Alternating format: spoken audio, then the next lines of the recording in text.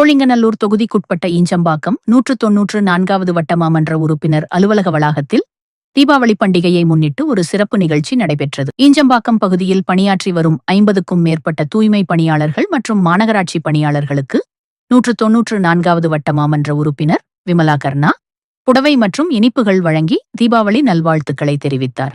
தூய்மை மற்றும் நகர்ப்புற சுகாதாரத்துக்காக தொடர்ந்து பணியாற்றி வரும் பணியாளர்களின் நலனையும் தங்களின் உழைப்பிற்கான மரியாதையையும் வெளிப்படுத்தும் வகையில் இந்த பரிசளிப்பு நிகழ்ச்சி அமைந்தது.